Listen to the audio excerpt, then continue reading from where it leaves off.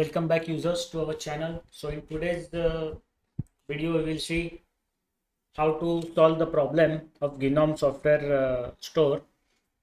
Friends, few of you might have experienced this problem. When you select a software package to install, then the Gnome store will install the package, and after the package installation is complete, still it will continue to show across multiple sessions that the package is still being installed. Say I install VLC video player.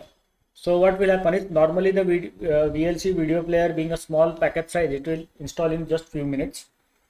But when this bug comes up in the Gnome Software store, the Gnome Software store will continue to show that VLC player is being installed even if you reboot your system many times. So across many sessions, the same VLC store is being installed will be shown in the installation status.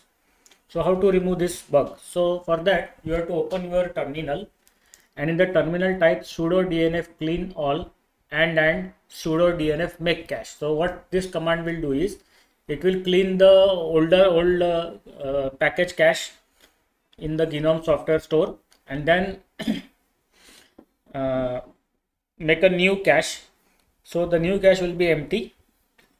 And now after you do this command, you have to reboot your system, then open the Gnome Software store, and then check for the package. Now the package will not be shown as being installed again and again. Okay, this is how you have to solve the Gnome Software package installation being shown constantly pending across multiple sessions. Thank you very much. Do like our channel, do subscribe to our channel, give us suggestions how to improve the channel, give us idea of new topics that can be covered in this channel. Thank you very much. Bye bye.